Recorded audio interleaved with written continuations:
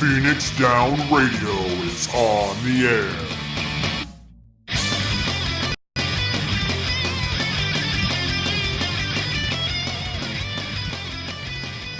Welcome everybody to Phoenix Down Radio, episode number 102. How's everybody doing today? By everybody, you mean me? By everybody, I mean awesome. you, Taliz. Hi, Taliz. How are you doing today? Doing good. Good to hear it. I'm your host, Klauss and Taliz.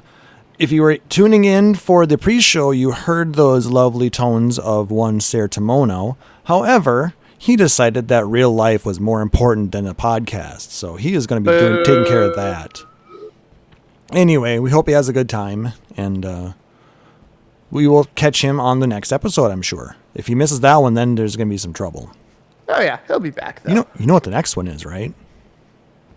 I want to say we are celebrating yet another anniversary. Yeah, We've had like 3 of it in a row. Yep, so now we're going to be having our 4th anniversary. 4 years of Phoenix on Radio. We'll be celebrating that on September 7th, so make sure to put that one on your calendar. 4 years of Phoenix Down Radio. We just hit our 4-year Twitterversary not too long ago. Yep, we just hit And episode this is 100. Yeah, we just hit episode 100. Like, we've got a lot going on right now. Yeah, well, it kind of makes sense if you think about it, being we only do 26 episodes a year. That is true. So those 50, 100, 150, those all kind of come close to around our anniversary time. So, I mean, it just... I know for a fact that you're not taking our fun show about video games and making it about math. Making about what? Math?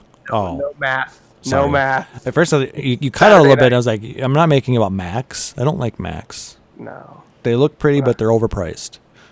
Yeah, mine was like $1,100. It wasn't too bad. That's still too much.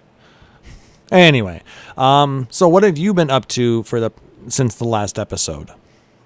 So much Phantasmagoria grinding. I have gotten remarkably good at some of the optional dungeons post 80, specifically Academia. Has been really, really fun. We've gotten some sub 16-minute runs in there, using LB1 on mobs and just all kinds of weird stuff. Trying to get through the Phantasmagoria grind because a lot of my FC mates are trying to get all their gear to 460 for their preferred classes, so that when 5.1 comes out in October, we're all set up and we're ready to go for the next batch of gear, the next set of Eden, etc., etc. Well, that won't be till 5.2. Is it 5.2 that we get the next set of Eden? 5.1 will be giving us Yorha. That's true. And that's also going to be 460 gear. Well, we still all wanted to be done and ready to go. It opens up the ability to get 470 gear for those who don't do Savage. That's true. And because we have so many of us doing it, it's not too hard to be like, okay, who needs a belt? Let's go do Eden, and you get the belt, and then you're done. Like, it's been really nice for. No, I mean, in the way that SE changed the drops to put 8 in instead of 4, that's been a lifesaver. There's nothing quite as heartbreaking as when you go in, you do it, you have like an LB3 healer, like last second save, you get the Hail Mary hot potato reses between the Red Mage, the Summoner, and whatever, and you finally get everything ready to go. You get there and 5 of the pieces hit the ground because nobody needs chest or legs or accessories at this point. That's heartbreaking because it's so much work, and you know that only 3 out of 8 people are leaving with anything. It is what it is. Not much you can do about it. I'm still just happy that we're able to pick and choose our gear as opposed to trying to remember which gear spring rod lens piece we need for whatever. Yes, definitely. God, such an easy fix that made the quality of life so much better. But you know what's an even easier way to get that tome grind taken care of? What? The hunt train. Oh, God, no. Why? It's not that bad, actually. If you can get on a hunt train, you can cap out tomes in about 2 hours.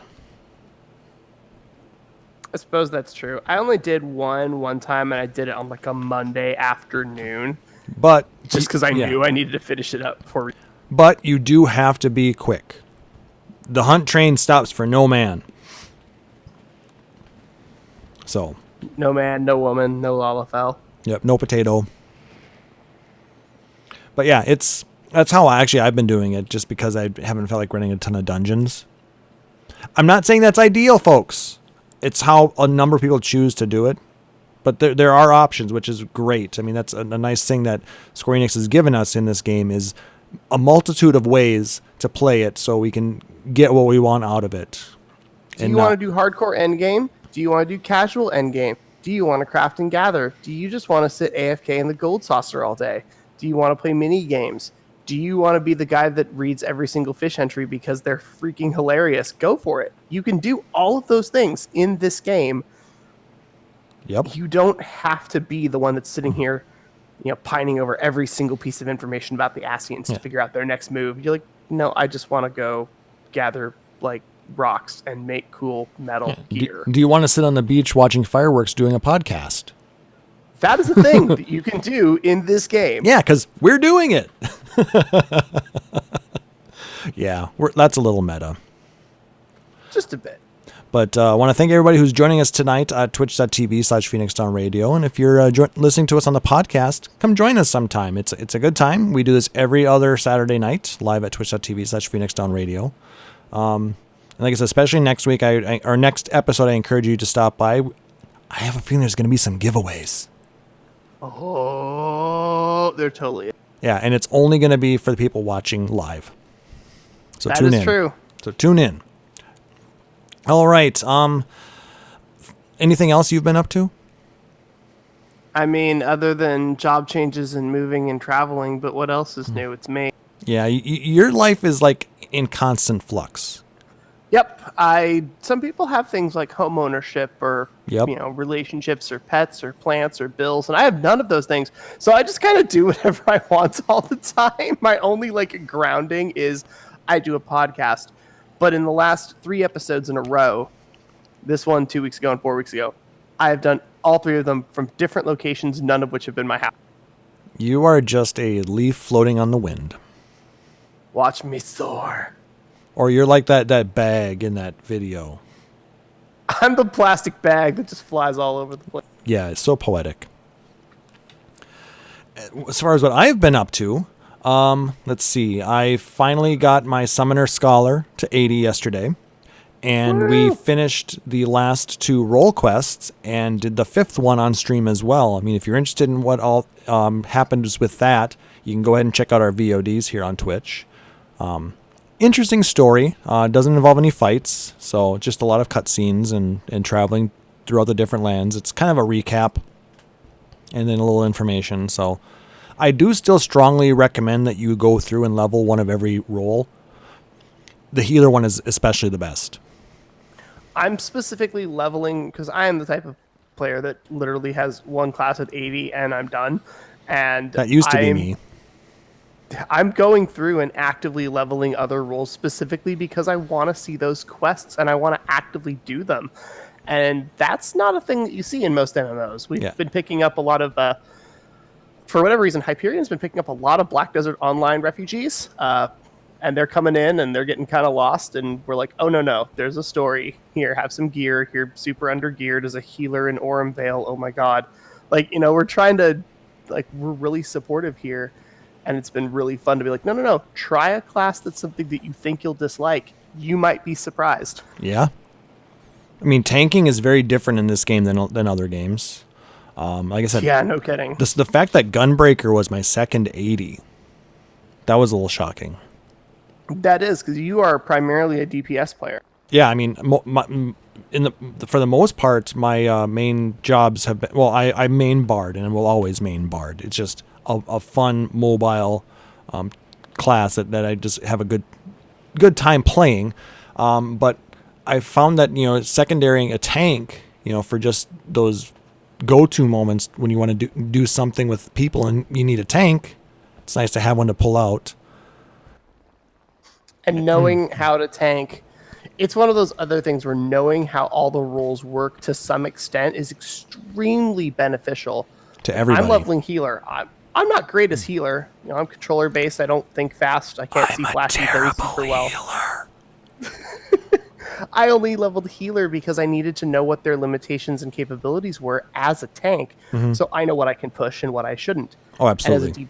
And as a DPS, you go, okay, I'm going to level Bard or Machinist, and then I'm also going to level Dancer, not because I necessarily want a ranged DPS, but because I need to know what those skills look like as a Samurai, as a Dragoon, so that I know what that card means, what that symbol means, what that dance means to give me that boost. Oh, I just wanted to keep my crown. That too. Aside from that, and running the hunt train for tomes, I also was a guest on Aetheryte Radio earlier today. They celebrated 10 years of podcasting. I know that seems really weird that there's a podcast that's been out for 10 years about Final Fantasy XIV. Especially since, what was the first year of 14? 2010? 2010. Yep. They've been talking. About 14 since beta and alpha. That's just like I look at us and Musecast and She Heals I Tank. Yeah, we're still the youngins. We're the old guard, but we're also still very young comparatively. We're the babies of the group. I mean, LBR had celebrated their 10th year before they went up. They did that last year. Aetheryte Radio did 10 years this year. Beyond that, the only other ones that would be older than us would be like Sequence Break, and they haven't done anything in a while. Sequence Break does stuff when they want to, not necessarily on a schedule like every other week or every week. I haven't seen anything come out of their feed for a while, though. We should check on them. But I mean, then a lot of the people that were in there, they went to form Gather Together, and then we started up, and then She Heals I Tank, all around the same time frame. So, we all started right around the 2015, early 2016 time frame. So. And as a result, it's interesting because we're all sort of hitting the same spot right now where it's like, okay, there's plenty of content. There's lots to do. We just have a new expansion. But like number of hosts, who's on, what we're talking about, where we're at in lore discussion. Yeah, we're all hitting sort of the same note. I don't know. I think we're all very different. We're all very unique podcasts. It's one thing we kind of absolutely. It's one thing we kind of talked about, because the theme of the show for Aetheryte Radio was content creation. So we talked about my experience in the last 4 years, and they talked about what how they've been doing it for the last 10 and their evolution. We brought up some points that a lot of the shows, while they may seem to be the same thing, we're all about Final Fantasy or Final Fantasy 14, but we all cover different topics of it, or we cover it in a different way, or Gather Together, they cover a lot of the news and blog posts, and they really get into the discussion about the game, as well as talk about their interactions within the game. She Heals I Tank is very similar in that aspect. With occasionally they talk about a few different topics. Maelstrom Radio, when they were doing Final Fantasy XIV stuff, they kind of did their own thing. Is Maelstrom still doing FF14 stuff? I believe they were going to switch over to a more of a general gaming podcast. Fair enough. So, and then we've also got groups like, and then there's Moogle Go Round, which Paul and Chili are they're a couple wild cards. They really talk about Final Fantasy XIV. Sometimes that's how you get. I've downloaded special episodes of podcasts that were supposed to be about like Power Rangers or whatever, and it's like a 45-minute discussion about Beyblade, and I'm just like, all right, sure, whatever. That's what podcasting is, I guess. It happens. And then there's us. While we do talk about the news and we talk about topics and things like that, we also try and get into some of the world building. There aren't a lot of podcasts that get into lore on a regular basis. Granted, we haven't talked lore in a while because we've been busy with Shadowbringers. But just all that means is we're going to have a lot of ammo to be able to pump out and give you guys these amazing segments in the near future. Whether or not Sarah knows this is a different Yeah, whole Sarah thing. and I but- have been talking. We got some stuff for you guys. No, I know. And Ian's totally got it. It's all about the different host personalities that attract people. Yep. There's a lot. Pete, Navi, Remix, Emmy, Yumi, Chili, Paul. Yep. I didn't even get into Musecast, with their discussion. There's so many people. They deal with lore in the way that it relates to role playing, because they need to know, like, oh, hey, this particular language is the basis for whatever. Like, I think Ronso is based on like a Balkan language of some variety. It's like, that's really cool. Do you need to know that as a player? Not really. Do you need to know it as a role player? Absolutely, you do. It's super, super crazy to listen and learn from. Yeah. So I mean, you're learning about the world for a different purpose. So like I said, each one of these shows really highlights the strengths of the people doing it, and a lot of times they will. I mean, at least what I try to do is I try to bring in people like Ian, like Taliz, like Sarah, who know things that I don't, so they can cover my weaknesses, and we can have a nice, well-rounded product for you guys. And I hope that's been coming through. But then there's Chili, because all Chili does is complain and talk about sweets and pepper, and yeah, he's Chili. And how much it costs to take a train from where he's at to London. And getting a cheeky Nando's. Cheeky Nando's. and yes, Chili does give all the sweetest giveaways out. So, because Chili is the best. Anyway, we kind of got off topic there a little bit, but I guess it had a little bit to do with the episode I was on with Ethernet Radio. I strongly recommend that you go check that out. You can either catch it on their video on demand out at twitch.tv/gamerscape, or if you follow them out on iTunes or Google Podcasts or any of the podcatchers, they should be having that up probably within the next few days. So I do recommend go check that out. It was a really good discussion. I hope you guys enjoy it as much as I did being a part of it. All right. If there's nothing else that we need to talk about there, let's go ahead and jump into some of that gaming community news. We have some super amazing news. We finally got a release date for the remake or remaster for Final Fantasy VIII. Well, at least for the PS4 release. They have not released a date for Steam, Switch, or Xbox, but September 3rd, Final Fantasy VIII Remaster will be coming out for the PS4.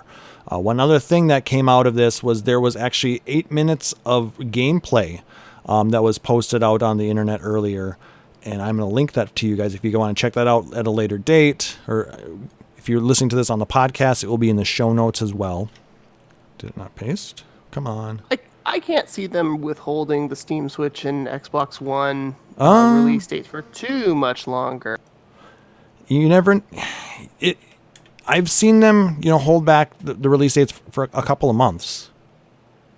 That would be really disappointing. I mean, it took a while for it to come out on a couple of different platforms. Like, they just got it on Xbox and Switch. Well, we've had it on PS4 and PC for quite a while. Yeah, that's true. Well, hopefully it's not too long of a wait for those players that don't have a PlayStation. Yeah. And as Chili says in the chat, you do get a free theme for your PS4 for pre-ordering the game. So if you don't already own it about 10 other times, and you want to get on, get the updated texture packs, as well as they added a few other features that they've been putting into a lot of the remasters, go ahead and check it out. And if you need to play on PC or another console, it shouldn't be too terribly long, a month or two maybe, but hang tight, we got you. Please look forward to it. Always. So let's talk about the next bit. Quick note. Next bit.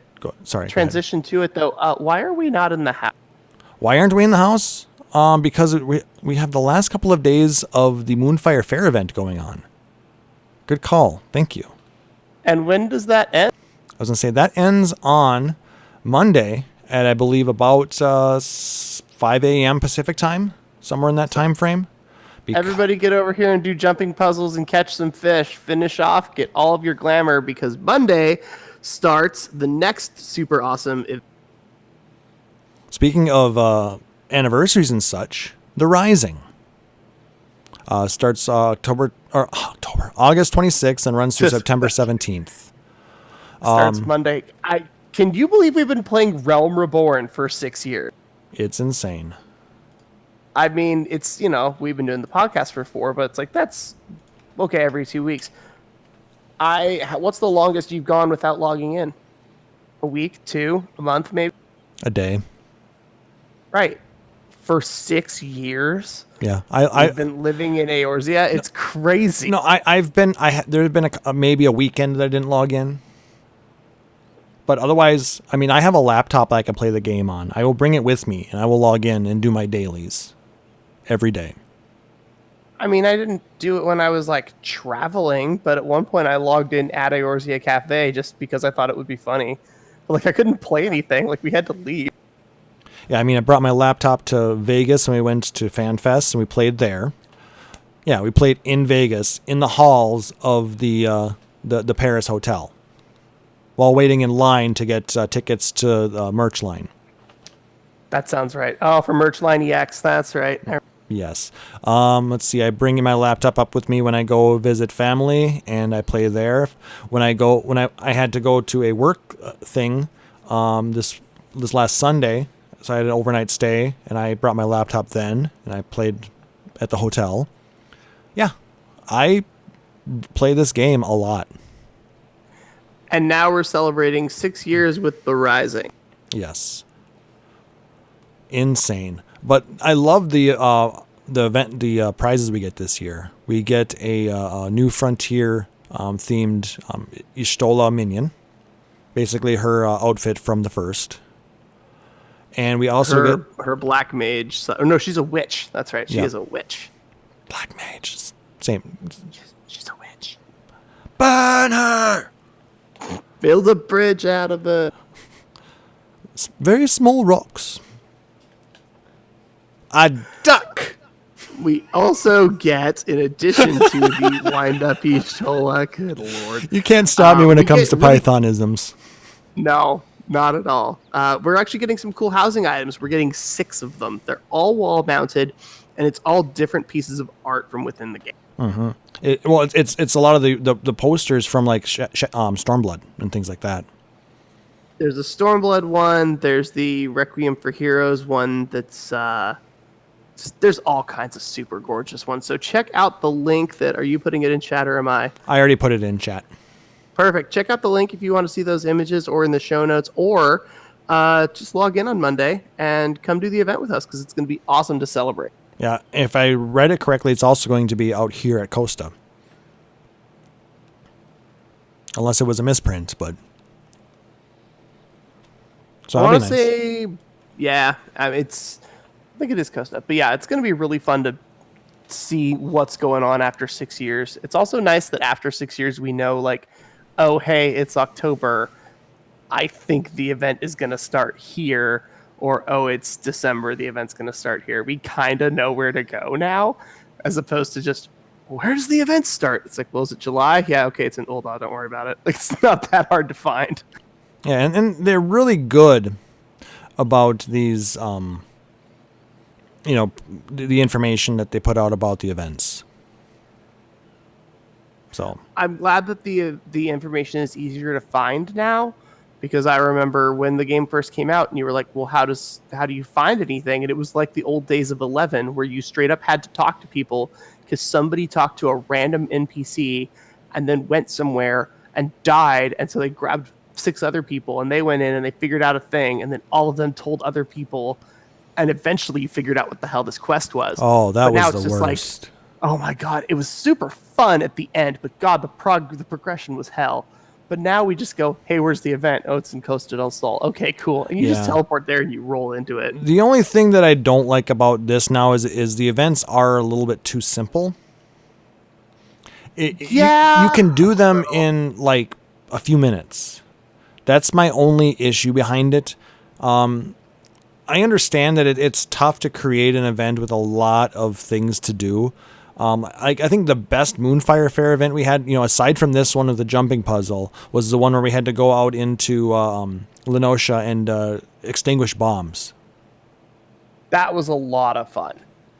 That was one of the first Moonfire Fair events I think that we had. I like the fact that our events are usually about 2 years, where it's like, hey, was it the Posing Rangers came back for a second year, and then they're just sort of gone. The Songbirds were in for a year. They came back and did a little reprisal thing, and then they're kind of gone.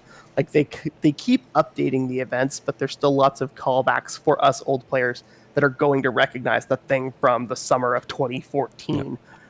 I do also wish they would give us something that had a little bit more server interaction. Do you remember the Little Ladies Day event where we had to do so many quests, and if we hit a certain point, our server would advance the quest line? That was super bomb. I loved that. I wish that was reasonable to do consistent. Yeah. I mean, it's tougher to do that, I guess, but I thought that the thought behind those events was a lot more well put out there. But we also have servers like, okay, let's look at Aether. Like, they're going to slam through this event in like 4 hours. And then there's some of the less popular, looking at you, Ultros servers that you're going to be like, they've been here for days. Dude, try to finish maybe at one point, but now all of the NA servers are congested or full. You just cut out there. Oh, I said all the NA servers are congested or at least full. That is very true. We did. Man, Hyperion went from like you couldn't make a character here, and then it went to favored. Preferred. Yeah. Yeah, and then it was normal, and then it was full again, and I think we're back to normal. No, I thought I saw we were still congested today. I could be wrong. I don't have my HUD up, so I can't check right now. Fair enough. I know I had to wait in queue to get in. I mean, it was 17 people, not 17. Every day, every time I sign in, it's 17 to 30 people. Which is actually fine. I'm kind of okay with that. It's when it's hitting the 1,000, 1,500, 2,000 mark that I'm just like, oh, screw this. I downloaded Persona 5 last week. I'm out. Like, I'm just going to go play something else for an hour. So, granted, the only time we get that was launch day. Launch day, Tuesdays. Tuesdays are horrendous. Well, fortunately, I work most Tuesdays, so. Yeah. So... All right. So also coming up next week, if you're going to be in the Seattle area, PAX West is August 30th through September 2nd. Square Enix does have a booth in the exhibitors hall. It's going to be on the 4th floor where pretty much everybody is. They also have an off-site event where you can fight Titania. The victor, just like most of the events, when you fight, you win, you get an I beat whatever t-shirt. A couple years ago, it was Titan. Some of us have the Shiva shirts. This one is Titania. Yeah, they only get Titania, unlike in Gamescom this past week, where they had Titania and Innocence. I'm not sure why they're only doing the one. I did find out from a friend of mine that, and I was able to confirm the information later, that you only get one shirt no matter what. So if you run through it with the randos in line and get your shirt, and then your FC shows up the next day and they want to run it with you, you can do it. You're not getting a second shirt, though. But they will get a shirt. But the other people that haven't gotten a shirt yet can. Yeah, unless you're someone like Fusion, and then you just go up to Aya and say, hey, I need some shirts. Yeah, Fusion's probably just going to go snag a few. I've actually got somebody that doesn't play 14, but is willing to stand back and heave Black Mage spells and hope for the best to try to get me a shirt since I can't go to PAX this. Aw. I was kind of hoping that you would go get me one. No. I'm the type of... I've got so many friends from Nintendo that are going like, hey, man, did you want a shirt? And I'm like, yes, I do. I've said yes to all of them. So if you're an XL, I might have one for you. And I am. So that's perfect. Perfect. All right. And I will trade you a Phoenix Down Radio shirt for it. I still need to just straight up buy one. Well, I mean, like I said, I would send you a credit for one or something on Redbubble. We can figure it out. So, also from Gamescom, we got a couple of other things. Yep, I linked the gameplay for Final Fantasy VIII. Not to be outdone, though, there was actually a video of Final Fantasy VII Remake gameplay out on the floor. They had a full 16 minutes of demo gameplay out there. It's in French, so... whatever. Is it the freaking tank fight from the end of the reactor? I didn't watch the entire thing, but it looked like it was in the reactor, yeah. Okay, cool. Because, they showed that tank fight during, I believe it was E3, and that was, it's sick. It looks really cool. But, guys, you gotta continue generating buzz, or you can't give us one thing for months that didn't work. You need to keep... It's possible. You know what they should have done? The fact that they have Final Fantasy VIII Remake coming out, if you pre-order that, they should give you a downloadable code to get the demo for 7. That would... Dude, your sales for 8 would fly. It's through the roof. How many copies of Final Fantasy Type 0 were sold because it came with a demo for Final Fantasy 15? At least one. The one I own. You add a couple zeros to that. I know. Honestly, have you played Type 0? Holy shit, that game is bad. It's horrible. There's so many people bought it for that 15. Yeah. Well, I also bought it because it was a Final Fantasy. It's the same with World of Final Fantasy. I bought that too. But, that's a better game than Type 0, but it's still not one that I can get into as much. It's cute, but... I loved World. I also like Monster Capture. I do plan on getting more into it again, as maybe we get to a more point with less going on in 14. I'll be able to kind of get back into the retro games, because I still have to finish 4. I put Throwback Thursday on hold, because basically I'm doing... trivia on Thursdays now. Trivia and karaoke. So. Gotcha. And we've been kicking ass at trivia, so I can't complain there. Keep that up. Sorry, what? Keep that up. Trivia's fun. Oh, it's a blast. And it's helping to finance my beer. Perfect. We get there's 3 to 4 of us on the team, and when we win, we get a gift card to the brewery. It's held at a brewery, by the way. And, no, what a horrible fate that has befallen you. Yes. And we take turns taking the gift card home. So. Seems legit. It's part of the reason why I'm drinking a peach cream ale right now. It's delicious, by the way. Anyway. Super jealous. The last bit that I want to talk about that's for Gamescom and 14 related is there was a lore question and answer panel with Yoshida and Banri Oda. And we're going to go through that a little bit right now. We're going to link that into chat as soon as I can get it copied and pasted here.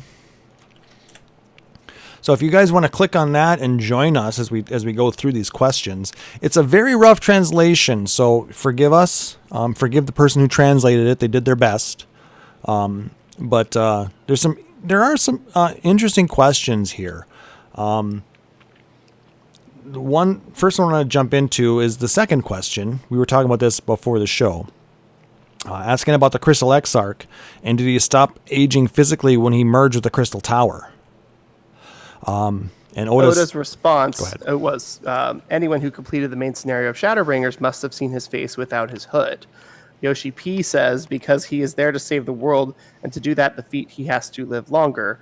That's why he fused himself to be the part of the Crystal Tower. And at the moment, he stopped his growth and he can't age anymore. So that kind of trait tells how big this decision he made was. No punctuation, just one giant ass sentence. Well, when it's machine translated, probably. Oh, a lot of this is Google translated. You could tell, but it's kind of interesting to give us answers, but also not give us full answers because they know there's still more story. Yeah. Well, they confirmed that he had to merge with the tower in order to accomplish his plan. It did stop him from aging, so he could potentially live as long as the Crystal Tower is in existence, theoretically. Which is interesting because we've seen, when he leaves the tower for extended periods of time, he becomes physically weak. Yep. So the tower isn't necessarily like a battery for him that he has to be plugged into. He can still function without it. He just can't function as well Well, he starts. Actually, the battery aspect is very apt in that case. He's like a laptop with a battery. You take him away, he can run for a while, but he starts to slow down as soon as the battery gets slow down. The more he exerts, the less he has. Yep. It's And that's why he's like, oh, I can't. And then later in the story, he's like, I must. And then you see him go do some cool thing. You're like, dude, why don't you come with me all the time? And then he just gets dismantled. And you're like, oh, that's why. Okay, Never mind. So you go back. You sit over there. We got you. Yep. Let's see. There was the bit, the next question actually, talking about cleverly hidden hints in-game about the identity of our original soul, beyond that initial Hythlodius conversation, and the moment Amaurot sees us for the first time, that we should be looking for. Love seeing the community investigate this lore together. And if I may read this, Oda says, there may be some hints hidden here and there, so I won't be able to say anything more at this point. And if you want to read Yoshida's. Yeah, Yoshi P says, during the journey in the Stormblood scenario, the hints are here and there before Shadowbringers as well. But if you say anything about that, it would be taken away from everyone. So I invite you to speculate and debate and find out for yourselves. One thing I would like to point out is that we see theories online saying the Warrior of Light may be Hythlodius, but that's not the case. So we're not Hythlodius, but I think there's somebody else I think we are. And we're not going to talk about that quite yet. We may discuss that as we get into the storyline discussion in a little bit. But we might touch on that as we get there. Yeah. But there's a lot of really good questions that got asked. They asked a question about General Ranjit. He had vastly more strength than his soldiers, as any good general should have, but did Ranjit get extra strength from the Sin Eaters in any way, or was it just his own? Yoshi P says that's a hot topic the community is discussing. Oda responds with, he has a unique fighting style that makes him empowered by his serpent dragon, but he learned it by his intense training by himself. He is in the area outside Nordbrand, which is already annihilated by the Flood of Light. He is of descent from a clan that has this special sort of martial arts. That's where his roots are, and also his naming convention is not following any other conventional naming. So he's from a clan or a people that they were destroyed. They were outside of Norvrant.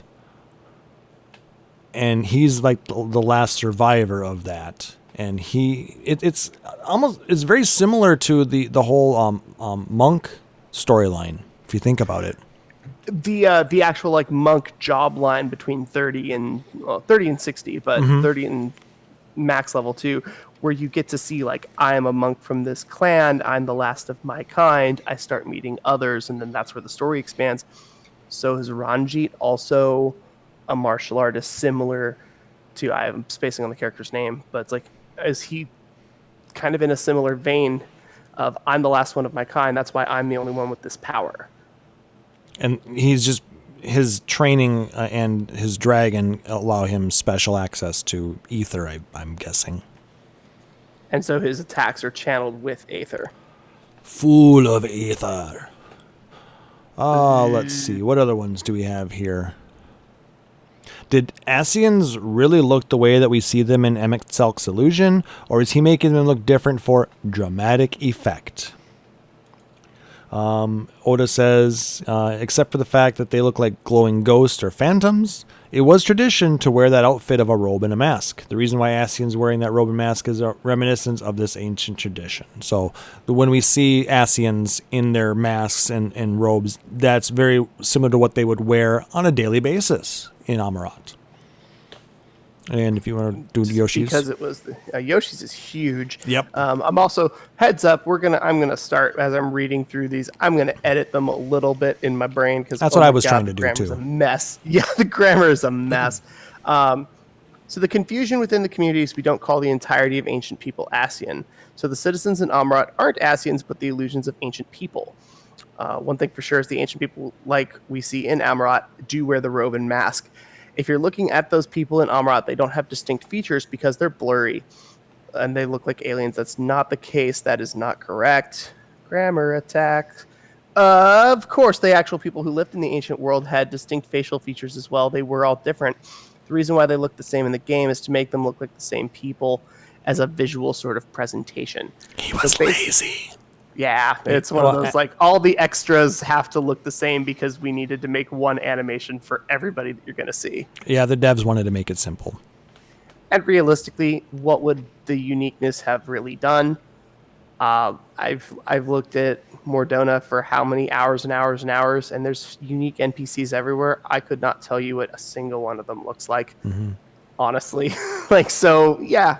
Well, I mean, do the easy method. It's totally fine. But I mean, realistically though, the fact that it's just a reminiscent, it's something pulled from Emmett Selk's memories. You know, I'm sure he doesn't remember the facial features of every single person who lived in Amaurot or that he put into this location. So, I mean, it does make sense that he's going to see kind of a glazed over version of people. Because he thought he thought of himself as very high and mighty, I'm sure. So he probably just saw everybody look the same anyway. He seemed like that kind of guy. He was a dick. Anyway, so before we dig into too many more questions, we actually, if you have a question that you saw that you wanted us to touch base on, let us know in chat or tweet at us at PHXDN Radio on Twitter. But I think we should probably start moving on towards that last third section of the Shadowbringers spoilers. We got a little bit of time. We've only been podcasting for about 40 minutes. Really? I thought we've been on longer than that. Well, we've been live for about an hour, but we've only been doing this for about 40 minutes. So. Oh, fine. You just want to get out of here, don't you? No, I don't. I want to talk about the ending of Shadowbringers too. That makes sense too. So I'm just wait. There is one question. Okay. That I know you and I have talked about off air. Was it 12 about Gaius? No, 15. 15. Oh yeah. Will we ever learn who or what Sabik is? And that is top secret, though. One thing I can tell you here is that the power is tied to the next storyline, maybe or maybe not. Here's my favorite question. Go back to question 10. Can we please learn the true name of La Habrea? Finding out Emmett Selk's true name was absolutely awesome and a great reveal, so it'd be fantastic if we could figure out who La Habrea was. Yoshi. Next! Yoshi P was just absolutely not going to be arsed to answer that one. If you could see me right now, I'd be going big X across my face. Nope. Denied. Yeah. That one was hilarious. Oh, that was one of my favorite answers that I've ever seen from that man. There's a lot of different little bits about, naming conventions and things about the different races. Are there any plans for Encyclopedia Eorzea 3? Would you like to have one? So you want the new encyclopedia? Yes! Everybody says. And they're going to pass that on to the publishing department. So... But the creating the encyclopedia is such tough work, and I don't get any revenue. Aww. Which is like, okay, first of all, I get that merch versus sales might be a little bit different, but come on, guys. Like, they had to write all this lore for the game. Like, hook them up with a little bit from that book. I really think... I don't think that Oda and Koji are listed as authors. They might not be listed as authors, but as the original penners of some of that lore, having it all combined into one thing, that's going to be someone else. Yeah, because I think this writing. I mean, the Encyclopedia Eorzea is considered merchandise, gaming merchandise, not a book. I think that's where the difference. Interesting decision. Does anybody have an Encyclopedia Eorzea that they can check? Does it have an ISBN? Give me a second.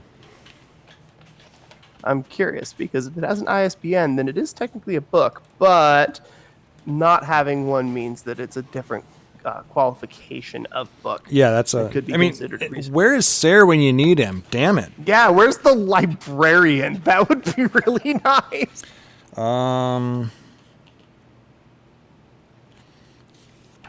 ISBNs are usually at the beginning of the book, aren't they?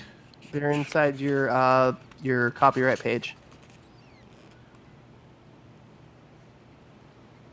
I know this makes for stunning radio right now, but sorry, I'm digging through this. I do not. It's all good. Okay, I'm looking at the last page. Has it does start to give some credit on stuff. Yeah, Oda is listed as a writer. and all that, but there is no ISBN number. So that means it's not technically a book. It is actually considered merch. It would be no different than a CD insert or an art book that is included with something. So because of that, they do not have to consider them the author, and they do not have to get their publishing rights. Boo.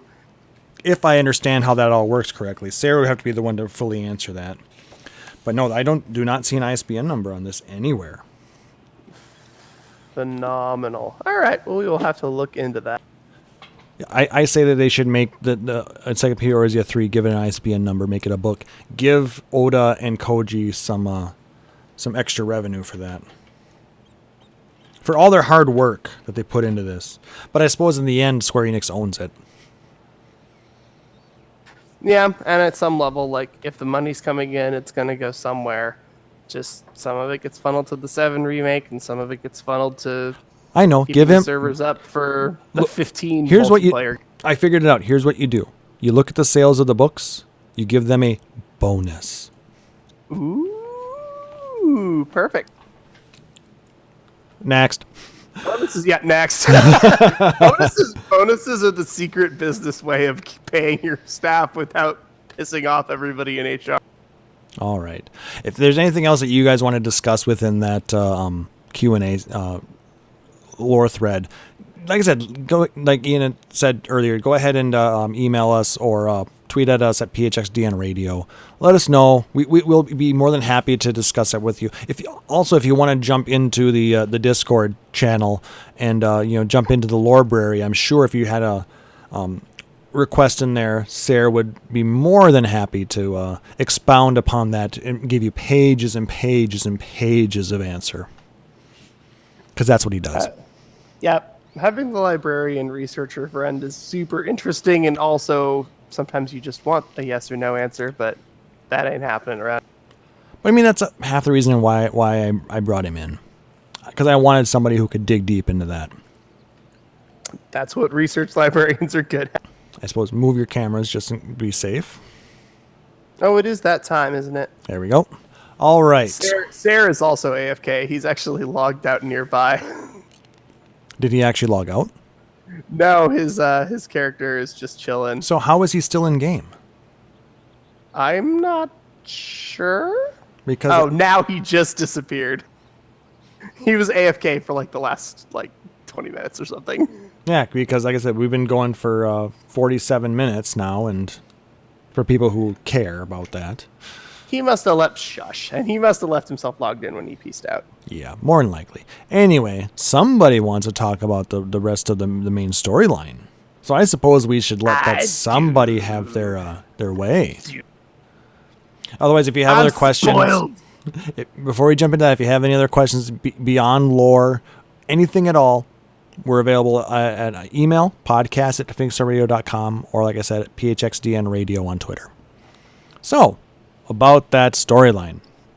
I believe when we last left off, we had just beaten up a giant crybaby. And then he turned into a pretty boy, and we kicked his ass too. We kicked everyone's ass up there. It was do. amazing. And then we decided to absorb his light aether.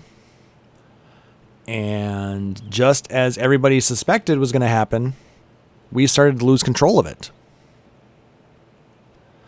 Because we can only hold so much, and we are already holding so many Light Wardens worth of aether at this point. Yeah, we had 4 light... Go ahead. 4 plus Fothri, right?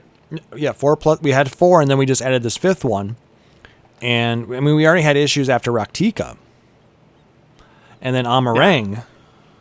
So now... We've been pushing it for a while. We have. So when we get to this 5th one, which is the most powerful of them all, because he had been controlling all of the Sin Eaters, we can't take it, and we black out. And we come to, and the Exarch is there. And he's like, "Ha-ha, you've played into my trap." Or so he says. Basically, at that point, he's going to try and nope out of there with all of the light energy and save everybody. He wants to, take the burden off of us, take it on himself, and take it deep into the Crystal Tower, never to be seen again. But and it's at that point it's revealed that our beloved Exarch friend is none other than our friend from back in the Noah days, Grahatia. Dun, So, dun, who dun. remembers the Crystal Tower 24-man storyline? Nobody? Not surprised.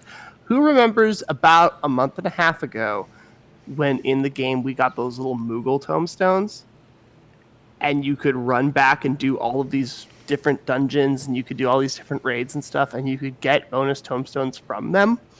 If you look back at which ones were actually giving us those, every single one of them had story elements that tie into what's going on in Shadowbringers. So it was very, very cleverly disguised as a way to give you free shit, when actually going through and watching those cutscenes one more time and seeing it all one more time was enough to remind us, oh, right, we know who this person is and where they came from, but that was 5 years ago in real life time. But now we get to see them. Oh shit, Granatia is the Crystal Exarch. I thought we trusted this guy. Didn't we leave him in the world of darkness? What's happening here? And that's when we start to... No, we never left him in the world of darkness. We left him in the tower. Did we leave him in the tower? Yes. Oh, we left him in the tower and we went to World of Darkness. No, we closed up the rift to the world of darkness, and he stayed in the tower because he has the Allegan Eye, and he had to somebody had to be there to control it. Somebody had to be there because we killed all the protectors that were already there. Yeah. See, I remember. That's why they sent us back, is so we could watch all those cutscenes again. And then basically he was kind of stuck in the tower for years. They tell us what all happened later on, so we're not going to get into that yet. But basically, so he wants to take all the light energy and bring it back into the tower where it can be held and kept at bay for the rest of eternity. That's what he wants to do. His whole plan was, if we couldn't handle all the light ether, he was going to take it on himself, to save us and to save everybody and get it away. But that's when Emmett Selk comes in and says, nope, that ain't happening, buddy. Shoots him in the back and knocks him out. And why is the solution in our fantasy world of magic and time travel, why is the solution a gun? Like, also, dude, you're an Allegan sorcerer. Like, why are you here with a handgun? There had to be a better plan. He's an Ascian, not an Allegan. What? Get it right. So much vocabulary. Well, where's Sarah? It's because he's so used to the Garlean way. That I actually will buy. That I actually make sense. That's at least my take on it. If you guys want to fight me on it, prove me wrong. Put my face on the meme. We'll go that route. But with that, he then takes the Crystal Exarch and he says, come find me when you're ready, and I'll tell you more. So we end up trying to find him. And we don't know exactly where he went. But at that point we pass out. And we don't, we wake up in the inn again. Go ahead. You were saying? We pass out a lot during this particular section of the game. Well, we're imbued with so much light ether that it's overpowering our senses, and it's tough to even though we are Heidelin's chosen, it's not something that we can easily deal with. So it's cool that they're showing that we're not impervious. We're not, immortal. We're not invincible. Yeah. We're powerful. There's a big difference. Very big difference. But we wake up. We learn that Reen, now imbued with her power of the Oracle of Light, was able to use her power to temporarily slow down our conversion into a Light Warden. So Reen, using Minfilia's power, pushed it back, kind of, staved it off for us temporarily, which gives us the ability to then get back out there and try and find Grahatia. And basically at that point, we come to the conclusion that the only place that he could go is somewhere, in the deep dark. Because he did not... We know that Emmett Selk did not do well in the light. And because and I want to say that once we beat Vothri, the light came back. Yep. Because there was just so much light energy within us, the light all came back. So he went somewhere where it was dark again. And the only place that we could come up with that was that dark is below the sea. So we're told of an ancient fae being that can help us to get down there. And that being just happens to be named Bismarck. It shares the name of my favorite restaurant. It's great. Also a giant whale in the Sea of Clouds. Oh, yeah, that guy. Oh, yeah. And it's kind of funny because this guy kind of looks like a whale, too. Except he's got a bunch of rocks and trees growing on him. Which was super weird. It was kind of a Shadow of the Colossus moment where I'm like, oh, I'm climbing on this thing. Oh, crap, it's alive. Like, it was interesting to see because we're on the first and things are slightly different. Where the Hrothgar and our Ronso, and whatnot, all these little changes that aren't massive, but they're enough to really shift the world. And we get here and we go, oh, it's Bismarck. But is it though? It's a fae and it's got landmass on its back as opposed to what we remember fighting in the Sea of Clouds on our little floating island with the chain cannons. It's kind of like one of those giant turtles that they had in old you know what I'm trying to say, that in old ancient tales there was somebody talking about these turtles with land masses on their back that would be part of the world. I think it's ancient Greek stuff. Ancient Greek stuff. Also, the world is freaking round. It is not on the back of a turtle. Come at me. Yeah. Just saying. Nick Nar, no, it was clearly the windfish. Bismarck, no, the windfish. I remember CT storyline, lol. So we talk with Bismarck, after consulting with a very angry Feol, because we never talked to her anymore. Why didn't you call me? You get those vibes from her too? That was dude, do you remember the creepy, overly attached girlfriend meme that was running around about 6 years ago? Yeah, this is basically Feol. Yeah, big time. That is what I was getting. Just put Feol's face on there, or put the creepy girlfriend's face on Feol, and it's basically the same. Yes. Anyway, so we talk with Bismarck. Bismarck agrees to take us down into the depths, and he uses his magic to create a giant air bubble at the bottom of the sea. So we are able to go down to the Tempest. This is that sixth area that was kept secret from everybody. Which was wild, because we knew there was going to be a sixth one just because of how the UI is built in the game. Mm-hmm.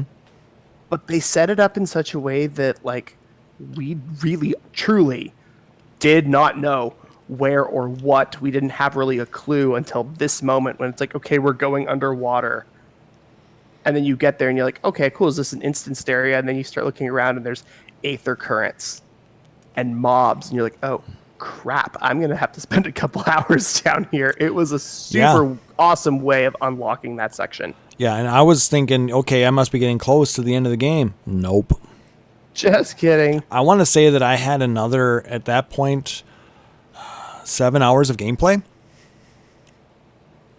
Give or take, yeah. I mean, it kind of depends on how much you wanted to grind and how distracted you got. Yeah. But yeah, 6 or 7. So we go down there, and we end up finding the I don't remember what they're called on the first, but the Sahagin counterparts, and so we get down there and we discover that what we did to, putting this giant air bubble down there has actually negatively impacted their queen. And we need to do They what were we're called the Ondo, right? Ondo. Yes, thank you. Ondo. Yeah, the Ondo cups. That's right. That where the one etherite is. Thank you. I'm glad you remember something. I know. Me too. So we go down there, and we there's a whole series of side quests down there if you want to learn more about the Ondo, but you had to do a few of them in order to get all of the flying ether currents. But because trust me, you need to get flying in this zone. You need it's really flying. hard. Especially since the zone's split into two very disparate zones. High and low. And it takes forever to fly from high to low and vice versa. But so we with the Ondo's help, after coming to an accord with them, telling them we're going to try and help them, get everything back to normal as soon as we can. Yeah, that's not happening for a while, according to the game. Not for a long time. Not for a long ass time. Well, maybe in their game time it won't be quite as bad, but and I'm sure IRL time is a mess. Yeah, I'm sure if we actually go through the quest line, it will come up with some way to fix the Queen's issue. So, okay, so Ian says, yeah, we take care of it. So anyway, we work with them. They lead us through the Tempest, and they tell us about this area where the lights just all of a sudden turn back on, like somebody's home. And so they help us to get down there, and we come into this giant modern looking city. I mean, modern by our terms, not by game terms, but by real life terms. This looks like a bustling, 50s, 60s metropolis with the design of their buildings. Wouldn't you agree?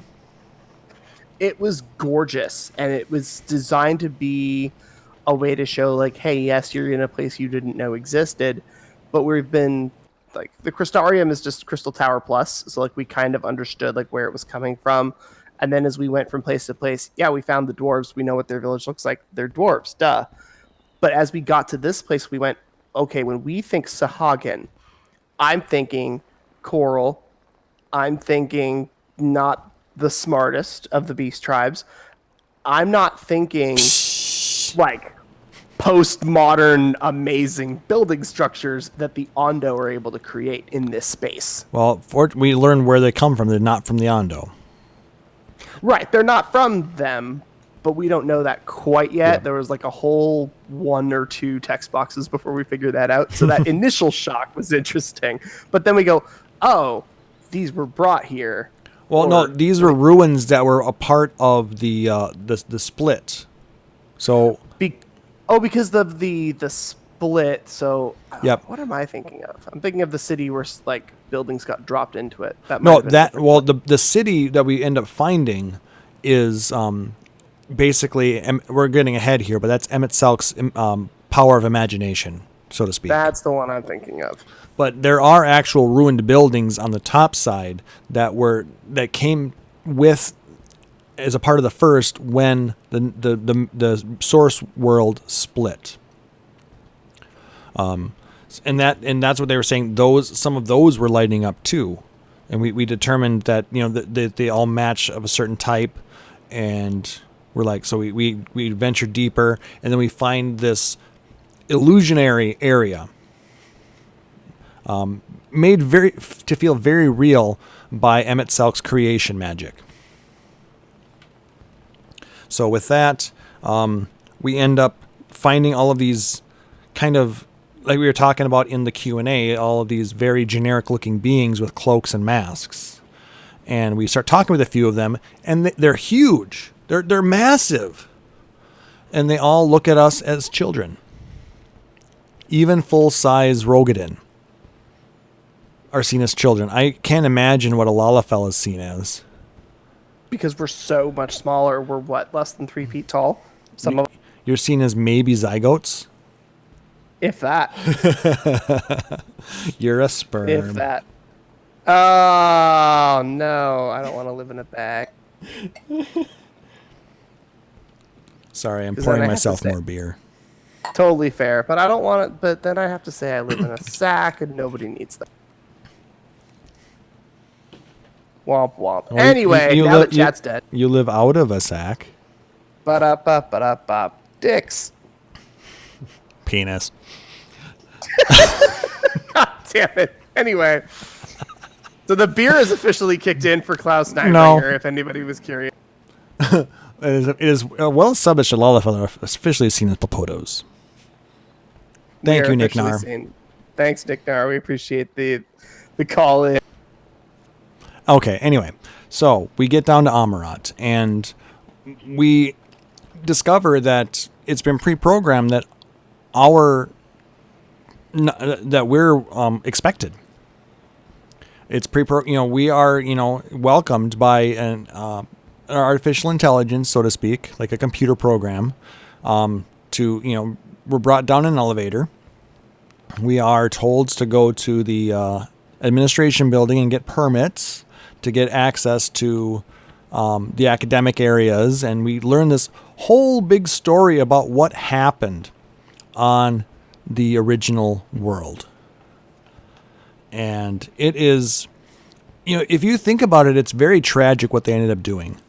This race that we call Asians, they're not actually all that. There was a council of 14. They were the Asians that we know of now. But everybody else were just normal people who lived their day-to-day lives. They had amazing powers of creation magic.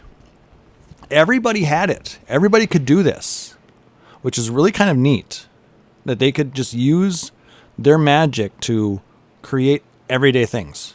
Clothes, food, tools, and they lived their lives.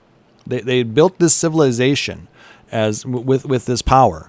And I honestly don't remember exactly what caused it, but no, there was a foretelling of this giant calamity, this beast that was going to come and destroy everything they held dear. It was destroying the world.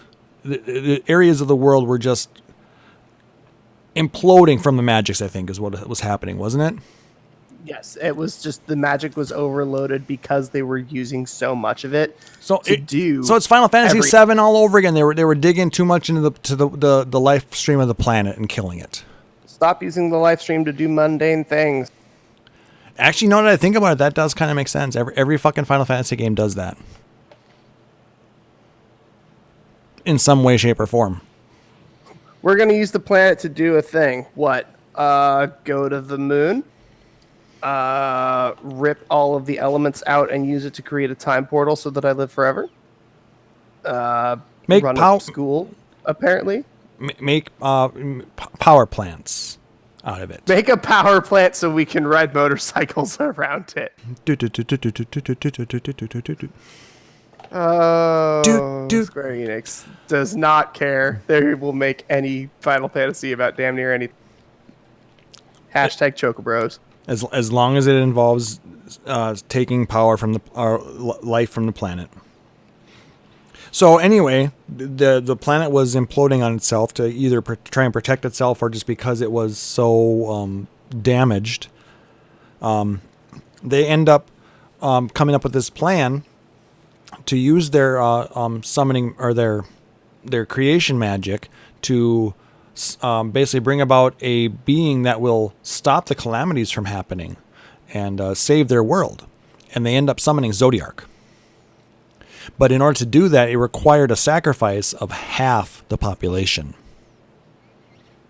And the snap happens. Yeah, basically Thanos.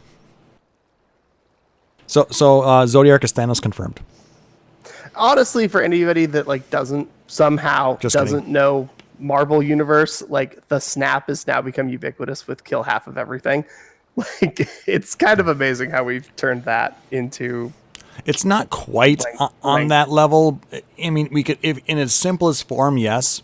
But if you think a little bit more in depth about it, what ends up happening is the power required by Zodiark to forestall this calamity basically takes the life energies of half the population.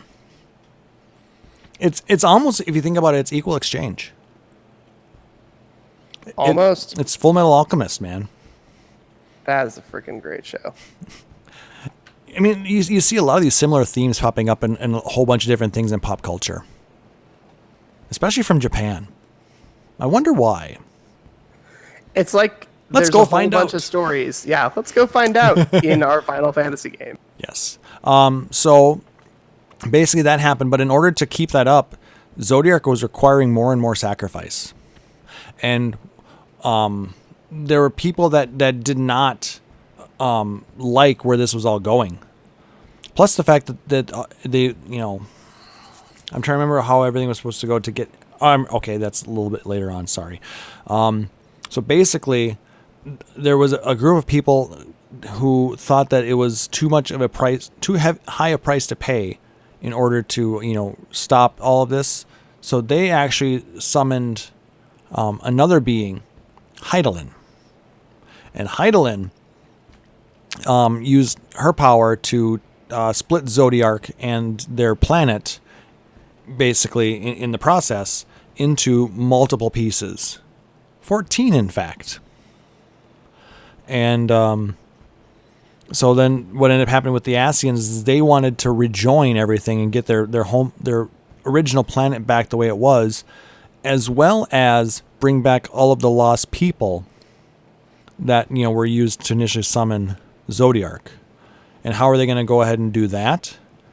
When rejoining everybody, using the planet or the inhabitants of the shards that are being rejoined, using them as sacrifices to Zodiark. So we have to kill everybody else in order to bring back the people that we care about. Yeah, it basically was what it ended up Does seeming. not seem ethical, but I think ethics have kind of flown out the window a long time ago. When you've been living as long as Emmett Selk, La Habria, Nabriales, Igeormia, whatever, how they pronounce that one, all the different Ascians we've encountered, I think they started to lose their gourd a little bit. Yeah, I mean, when you've been alive for that long, 5 minutes feels like nothing, and a decade feels like a blink of an eye. Yeah. So now... They're playing the long game. We were talking earlier, we've been doing a podcast for 4 years. We're all in completely different phases of life since we started. But try doing that with an Ascian. Try to tell them that 4 years is a long time, and they will just laugh themselves out of the room. That's nothing. Basically. Basically. So with all that happening, Hyland, came out victorious, split the world, and like Emmett Selk wanted to bring everything back together. So then we end up getting into, we're brought into this dungeon, the Amaurot dungeon, where Emmett Selk tells us the story of how that all transpired. So we get a visual representation of the last moments before they summoned Zodiark, I believe. It is before they summoned Zodiark, and it's things like, and this was the moment when this creature came and tried to stop us, and this was the moment when we all thought we would fail, but then we pushed on, and this was when we decided that we simply must do what had to happen. But you're seeing all this in text, but you're also running through fighting mobs and fighting bosses, but you're seeing all of them run in... You have infinite creation magic, you use magic to do everything, and there's 3 of you, and you're running from this thing, and I'm supposed to go fight it with my glowing pink samurai sword? Like, this is a really scary dungeon if you're paying attention to what's going down. Oh, yeah. I mean, plus there's AoEs going off everywhere, and it is a very intense dungeon, especially the first time through, especially when you're starting to get sleep deprived. Yeah, it is a dungeon that is synced, so if you are under level, don't worry, we got you. If you're over level, sadly, it doesn't really do a whole heck of a lot. So it is a little challenging, but that being said, when looking at it from the mechanics side, it's synced down so that you always feel the same experience. But looking at it from a storyline side, you're hearing this story again. You're not going to be more mentally or physically apt to understand that vision a second or third or 20th time. It's still going to be just as scary every single time. So the sync down actually works thematically with how the narrative was written for here. Yeah, I mean, well, they just seem to do that in general because look at Alamigo. It's the same type of thing. That Oh one my was god, also level synced. Alamigo's So. exactly the same style. But no, it was a well done dungeon. I really enjoyed it. So then we end up fighting through that, and we fight this giant boss that looks kind of like one of the bosses from 13. At the end. I kind of thought the same. Barthandalus? Is that who I'm thinking of? I'm thinking so, yeah. I think that's 13, isn't it? I will double check. You move on. I'll be right back. So we fight that, and then it's not over yet. At that point, Emmett Selk is like, "No, you can't, stop my plan. This is not going to be. I'm not going to let you." And it's at that point he basically goes Super Saiyan on us, and with all of his strength, he basically turns into a giant version of almost like a primal himself. He becomes Hades, and we have to fight Hades with 7 other people.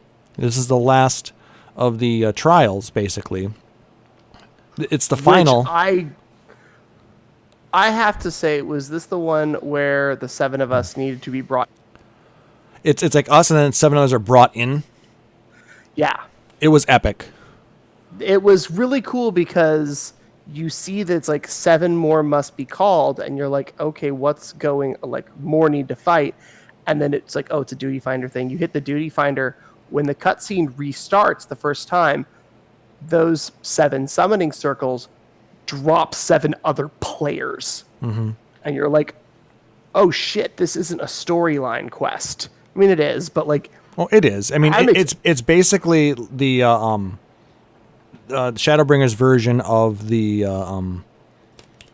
what's his name fight, the last dragon fight and Stormblood that everybody hated. Oh, Nidhogg? No, that's Heavensward. Oh. Shinryu? Yes, that one. Thank you. It's the Shinryu fight of Shadowbringers. Yep. But we all come in, and regardless of what role you're playing, regardless of where you are, you're thinking, okay, cool, they're summoning everyone. Cool, so Urianger is going to drop in, and so is Thancred, and we're going to do this thing. And then you drop in, and you're like, who is McToasty Face, and why did they have a white mage staff? And you're like, oh shit, I'm doing a real fight. Oh, yep. We have to do this now. It's amazing. Yep. And then we beat him down, and we used that white magicite that we had talked about. I think it was almost a month ago. I think we brought it up when we brought it last up. And we use that, and we basically destroy Emmett Selk's soul in the same way we did with La Habria. And we win. We win. We fight and we win because that is what we. And what's kind of cool is the end bit of that where Ardbert throws his axe, and that was so insanely fun. I was not expecting that. Yeah. Ardbert's light infused axe appears for us, and we use that to mortally wound Hades, while basically we use that the white magicites to seal his soul away, basically destroy him. And then the line, remember us, remember that we once lived. Was that a callback to the storyline from Heaven's Word? Does he say that at the end of their storyline in that? Who? 'Cause I think he does. Ardbert. I don't remember. I don't remember either. But like, I do remember that they once lived, but can we have New Game Plus, please? I literally just want to play the Warriors of Darkness story from Heaven's Word again because oh my god, it's all relevant. Yeah. Well, I mean, the fact that they didn't even know that they were going to be bringing the Warriors of Darkness back into any part of the game until... These were randomly generated poster characters. They're plot lines now. Yeah, I mean, they're... What? And it's amazing stuff what they did with that. I'm blown away by what this game pulls off every single time. But yeah, they literally took randomly generated poster characters. They're like, let's make the Lalafell White Mage. Sounds good. She has a name. She's important. She has one of the coolest role quests. What? You couldn't tell me 6 years ago this is where we'd be at, and I would never have believed you. Yeah. So once Emmett Selk has been taken care of, we leave the Tempest to find that the skies have returned to normal again. And what is normal at this point? We have no idea. Well, the skies change every couple of days. Yeah, the skies are changing. We get dark and light again. And the Crystal Exarch is still around, thankfully. The fact that he came from somewhere else, the fact that he's still around is a good thing. It was kind of in question, I guess. But the fact that all of our Scion friends are still here too means that there's something else that needs to be done in order to get their souls to return back to the source. Because we can go back and forth, but they still can't. Well, see, our entire body came. It's just their souls. Only their souls were taken. That's fair. Yep. So that's and the only reason that only their souls were taken is because of their closeness to us. And remember, the fact that the Exarch had really bad aim to start with. That was great. So he tried to hit at us. It's like, when you go fishing in with your hand in water, you reach and you miss because the light refraction. Yep. He ended up grabbing onto them, but didn't have a really good grip and only got a little piece of them. Got their soul. Their body stayed. And they were unwilling participants, whereas we went in fully willing. So I think that's part of the reason why he was able to get a stronger grip on us. Because we were willing to actually go with. Correct. If he'd only asked, that's why you have to make sure you get consent first. Consent is important in and out of game. This is the official stance of Taliz Marvelous. Yes. And then so we go back. Then we go back to the source and we fill in Tataru as to what happened. She knows that all the Scions are safe. That we're working on a way to get them to come back. We've only been gone for a couple of minutes, yo. Yeah. I mean, we kind of had this weird, like, Narnia-esque feeling that was going on. But when we get back to try to tell her, hey, we just went on this crazy adventure, and she's like, what are you talking about? You were here this morning. What? Yeah. Well, they did say time. Gone a little longer than that. They did say time acted very differently on between the first and the source. So, I mean, time acting differently is one thing. That differently is telling. Well, maybe it might have been more than a day, but it wasn't very long. It was a short enough time that it took us as a character by shock. Probably about the actual amount of time it took for most of us to actually get through the game. So about 3 days. Yeah. Oh, you've only been gone for 3 days. Well, I mean, yeah, that's what my employer thinks. So I guess we're right. And then we get that scene back at the Empire, where Xenos takes his body back and kills his father, and gives us that really creepy just look. Casually, let's talk about how that was a thing that just sort of happened. Yeah, because it just kind of happened. As Estinian and Gaius were kind of looking on in the shadows. Yep, that was because we get to see Estinian and Gaius like doing some stealth ops, and I'm sitting here going, I remember doing things with both of you that are definitely not where we're at right now. It's kind of cool to see them grow, especially Estinian change as a person to where he's willing to do something this risky. Yeah, I mean, Estinian was a very selfish bastard for a very long time, but I suppose he's kind of changed quite a bit now, and he's realizing that there's a lot more on the line. And there's more to life. And even though at one point Gaius was our enemy. He's now... He might not be our friend, but he's still the enemy of our enemy. Enemy of enemy is friend at some level. Yeah. Don't trust them, but at some level. Well, we always knew hashtag Gaius was right. I mean, we've been saying that since 2.0. Come on. It's always messed up when you sympathize with a villain. You'd be like, okay, is this what the narrative is telling me to do, or is this actually how I feel? I don't know. I actually kind of agreed with the guy in a lot of ways. He just had really terrible fashion sense. That gold and red armor. Please. God damn it. There has to be a better reason to dislike that guy. Well, hey, come on. Glamour is the true end game. Oh, always. Anyway, so basically we see Elidibus back on the moon. And he is basically the last remaining Ascian trying to figure out his next move. And basically at that point, we're end scene for the main part of the storyline. Now, do we want to talk about the last two dungeons then? Really kind of high overview. Do we want to talk about them today, or do we want to save them for when Sarah's back?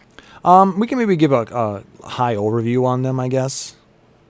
I'm down for that. Because one of them is my absolute favorite, and I love the music in the other. So, all right, which one is your favorite? The twinning. That's fair. I will give you that. Where you get to go back into the Crystal Tower, and they reused a couple of the assets, which was super fun. But you go in and you starting to see like, oh, what is this robot thing? And then you look and there's the Sid's logos on the side of it. The Ironworks. Like, oh, we messed up somewhere. Okay, I get it now. No. What happened was we learn the Crystal Tower came from far in the future. It came like 100+ years beyond. Or no, maybe not quite that far beyond. It might have actually, because they talk about was it Biggs or Wedge the Fifth or something like that? Oh, that's right. I remember this now. But yeah, it was very far in the future, so when it does get sent back, it looks a lot different than we expect. Well, yeah, they're combining a lot of the technologies that they've encountered throughout the game. You see mixtures of things with Alexander, with Omega. You see Allegan stuff, and you see some giant fucking nasty kettles. The Boilermasters thingies. Ah, yes. The most wicked weapon in the dungeon. This was the final boss, was the Alexander weapons. Yes. With time stop and everything. With a time freeze and also the music. Yes. It was an epic. I mean, okay, so the first boss is a giant mecha behemoth type of thing, a Zagnol. It's basically the behemoths from Final Fantasy 13. Yep. Really cool mechanics where if any of its AoEs hit these pods on the side, it will release ads. That's really fun to watch somebody the first time. Like, I have the line AoE going where it needs to go, and then you hear glass shatter, and you turn, you go, oh, crap. And there's 8 of these. Yep. The second boss was what? Trying to remember. I honestly have been grinding that dungeon for tomes, and I just kind of space out because I've been grinding it as a samurai. Yeah, fair enough. But then the final boss being the Alexander machine with the Ironworks logo on it. But it has the music. I think that's what really set it apart. Like I said, we get a mixture of all the different types of music in there, and it's really cool. And there's little data logs in there that you can read to get more flavor text as to what happened. That's when we learn that Grahatia was working with the Ironworks from the future to figure out how they can make all of these technologies work together to send the tower back, not only back in time, but to a specific point on the first. So across time and space. Oh yeah, Chili, that's right. The flying, it was a flying thing from 13 as well. It was one of those weird crystal type bosses that you turn into once you fail your mission from the Fal'Cie. Yeah, it was a lassie, a flying lassie. That's what it was. Thank you, Chili. I know we kept you around for a reason. Because Chili has a memory and Taliz does not. Or he has time to go look it up. That's also true. So that was probably my favorite dungeon. The mixes of music was amazing.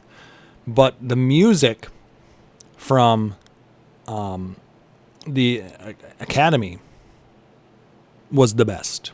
By far. It had that old-time radio crackling sound in it, and then it kind of had a little bit of a jazz feel to it. It felt like I was going through an Ivy League college from the 60s. See, to me, it had a kind of a late 30s, early 40s feel.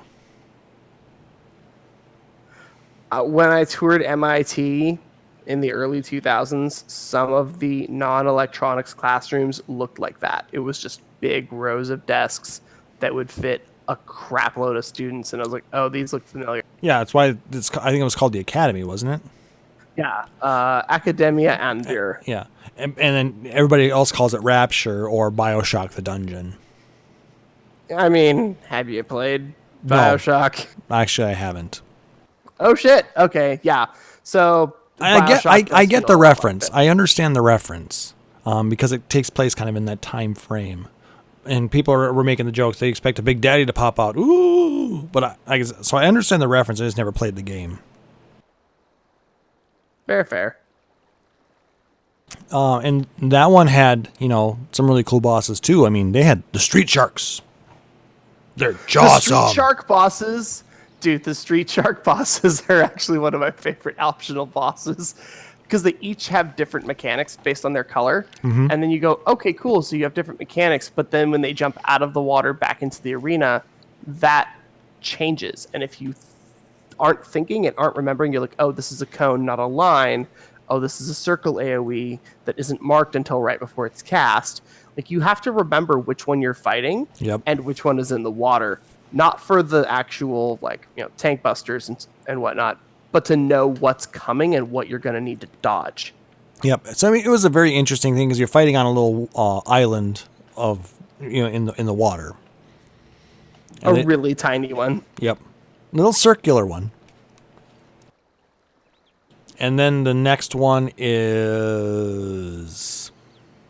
I can never remember the second bosses. How bad is that? My internet is starting to crap its pants, so I'm useless for looking things up. Chili! He's not looking stuff up either. But I can look it up here. Academia. FFXIV Dungeon. Doing it real time, folks. We're doing it live. Why does it not... Oh, that's the we have quest. The Street Sharks, and then we have... it's the Morble. It's the giant green Morble-y thing. Fun fact, if you guys follow me on Twitter at Talos Marvelous, I retweeted my friend Ruby, who lives in Tokyo and got to go to the cafe. They actually have a dish based on this boss. Really? Yes. It's amazingly funny. It's a Morble that's kind of a mix of the demon Kukulin. Yes. It's almost based off of the Cassie mob in Eureka. Just about, yeah. A little smaller version, Let's maybe. See if I can pull it up here. And then the final boss is actually a summoned version of Quetzalcoatl. I felt like his actual fight was remarkably easy, but it was really fun to actually see Quetzalcoatl because I was like, oh, we got Rama in this game. I guess we're not getting the other one. And there we got him. We're seeing a lot of the alternate summons / espers from the Final Fantasy universe in 14. We're not just getting the canon with, or the pantheon, I should say, with Shiva, Ramu, Garuda, Ifrit, Titan. We're also seeing Belias and Famfrit and we're seeing everything. Yeah. Because there's so many different... If they put every summon in one game, it would just be summons the game featuring characters. Like, it would be insane. So they kind of truncate it down to be like, what do we need? And in World of Final Fantasy that we were talking about earlier, Ifrit and Shiva are basically just feuding friends, and their boss is Rama. And you fight all three of them as a mini story arc. And you're like, okay, cool, that makes sense. These are the three that are coming together. And then here we go. Well, what are the first three things you fight? Oh, you fight Ifrit. Okay, cool. You fight Titan. Oh, okay, cool. Then you fight Garuda, and you're like, wait, we do what? And then Rama shows up way later. Quetzalcoatl shows up 6 years later. So we're getting them in a very different order. So when are we getting Valefor? I hope never, but I have no idea. Like, we could show up literally at any point. Or Anima. Oh, God. Having Anima come out from the ground. Did that sound as creepy as I wanted it to, or was it kind of sick? It was just awkward, but it was creepy. Let's go with it. I tried. I really tried. So yeah, then we a couple of really good fights in those. And we also then talked, we already talked about Eden, so. Yep, Eden. And then pretty soon we're going to be getting the 24-man in about a month and a half. So we're going to be we were talking about Dark Apocalypse Yorha at that point. So that, for the most part, concludes our coverage of the main storyline. Maybe later on we can talk about some of the role quests, because I finished all of those. They were amazing. I strongly recommend that you go beyond what you're comfortable with in this game.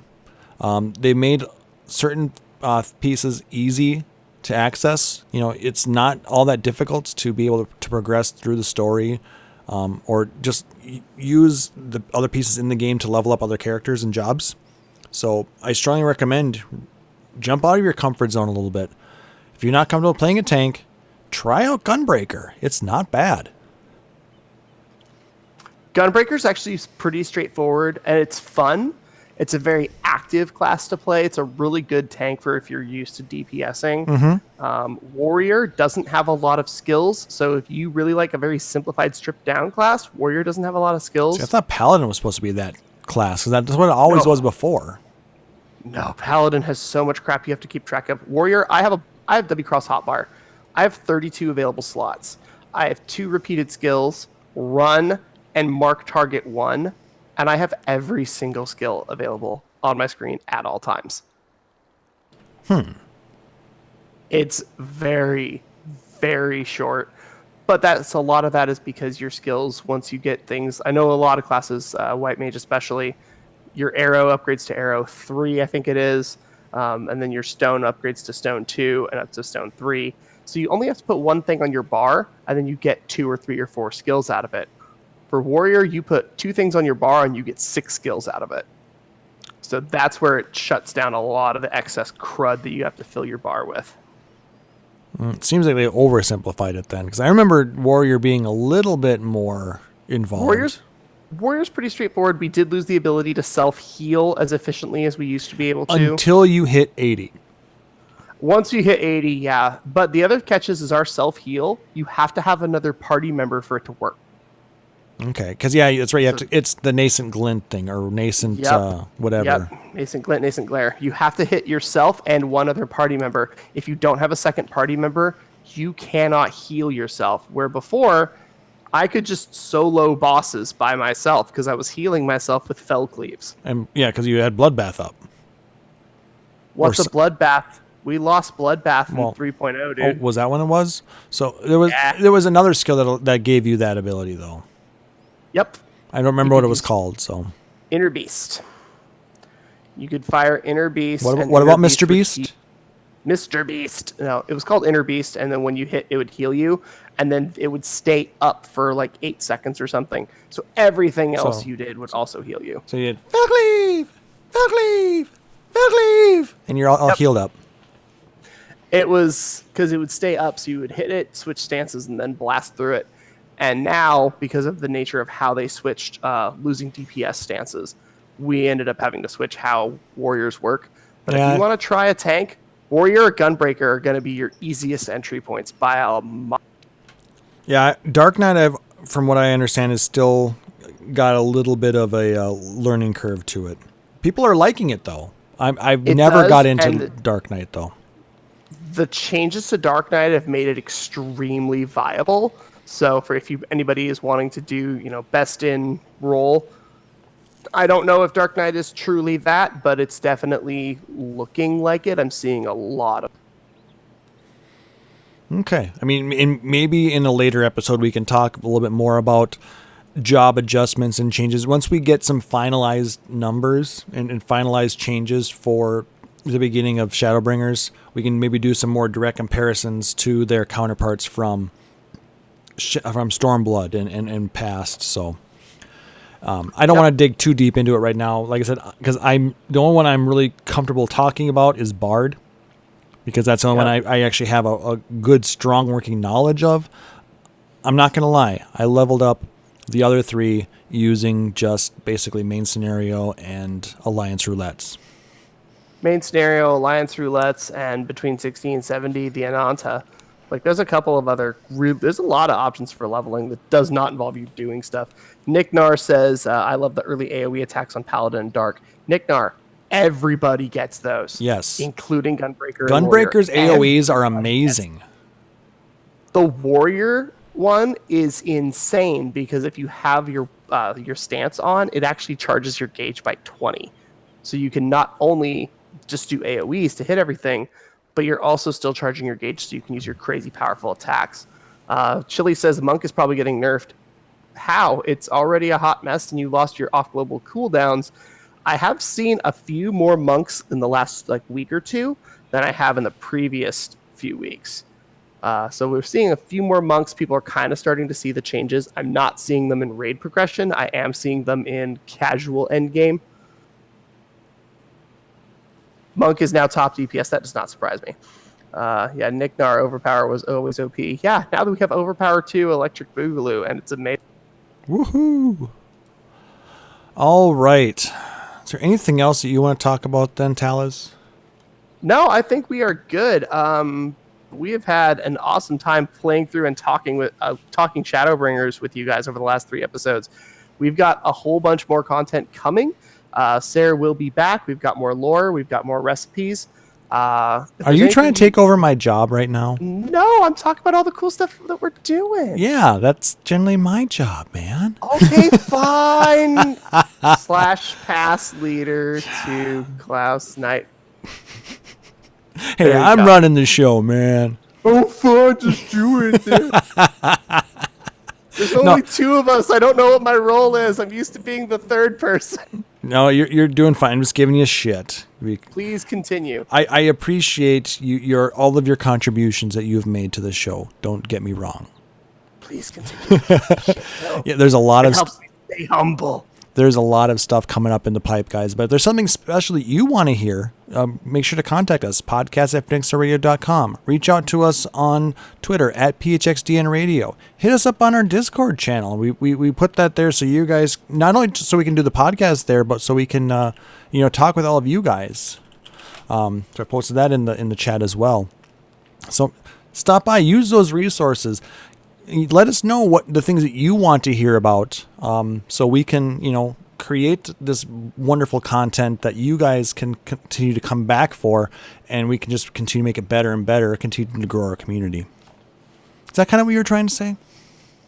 Yeah, that sounds good. We good, man. All right. So that's going to do it for this episode, guys. If you liked what you heard, please make sure to like, subscribe, or follow us out on Apple Podcasts, Google Podcasts, Spotify now, or whatever your preferred podcatcher is. Or you can check us out here at Twitch or on YouTube as well, youtube.com/PhoenixDownRadio. And if possible, leave us a rating or review, comment, anything, any kind of feedback. It'd be greatly appreciated. It helps us to grow the community, helps people to learn about us, and it helps to push our show up in the rankings so more people see us. You know, all of those analytics, they do mean something. So help us out, guys. And if you can't leave a rating or review, tell a friend. You know, share the love of Phoenix Down Radio with a coworker, somebody else you think might enjoy hearing a few really crazy guys talking about this game that we so love. If you really dig the show, consider subscribing here at Twitch, or you can join us out on Patreon, like our dear friend Aurora Fenrir, out at patreon.com/PhoenixDownRadio. Any of the proceeds from that goes help grow the show, helps cover hosting costs, allows us to do some giveaways. We may have some giveaways next week for our anniversary, so it helps us do that kind of fun stuff. But any type of support you give us, whether it's likes, retweets, reviews, subscriptions, any of that, we love it all, and we thank you so much for being a part of our family. Because we do consider you guys all family. In the cool way, don't worry. Yeah, we're family in the Fast and Furious way. Yeah, the good family, not the dysfunctional family. Though we do put the fun back into dysfunctional. Sarah. Sorry, it's been the thing I've been running to for part of the night. All right. If you want to catch up on some of our backlog of episodes, you can go to our website, phoenixdownradio.com. Again, if you want to email us, shoot us a message at podcast@phoenixdownradio.com. Our Twitter is at phxdnradio. And like I said, we invite you to join us live every other Saturday night for the podcast at twitch.tv/phoenixdownradio. You can also follow us there, and anytime we go live with any regular streams, you'll be notified of that too. So, because I do stream the game quite frequently. Yeah. So, Taliz, you have any shout-outs, sir? I do. So I have the shout-outs to 4 people from my free company, Sin, Dex, Neri, and Harley. Neri just moved across the country, across the U.S. to be with his girlfriend, Harley. They are planning a ceremony of eternal bonding in real life soon. So that'll be fun. But the 4 of them were nearby, and we all 5 went and hung out. We went to Pretty Cara and took silly pictures and just had a blast. So shout out to those guys for being cool people in and out of game and being awesome to hang out with. Shout outs to Sarah, who is creating a fun responsibility balance and is doing stuff with his new job today. We look forward to having you back in 2 weeks, my dude. Also, shout outs to Mary Matsuri on the Crystal on the Crystal Data Center. She hosts really bizarre themed raids once a month. Usually they are glam oriented. There's lots of pictures taken. They're usually fun. We did a 24-man Astrologian Crystal Tower raid. Come in, join Mary Stray Cats. It's a good time. We do a lot of stupid stuff. And where can they find you? You can find me on Twitter at Towels Marvelous. I post a lot of pictures of food, my car, and hot takes about anime bullshit. Very nice.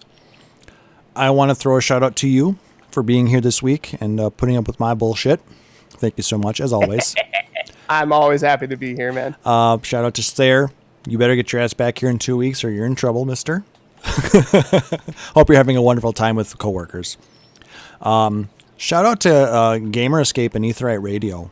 Congratulations on 10 years of podcasting. I hope we can get to that point too sometime, and hope you guys are still around and this game is still kicking and going strong. Thank you again for having me on your show this week. I really had a great time. Shout out to everybody listening live here at Twitch. You guys are the reason we do this. And as well as just a shout out to everybody listening to us out on the podcast. Again, if you can, please leave us a rating or review. And Chili mentioned something about a review that we got out on iTunes. The reviewer will remain nameless, but just because Chili mentioned it, I will read it because he thought it was hilarious. They gave us a 4-star review. Great show, great energy, but the episodes without Chili are such a breath of fresh air.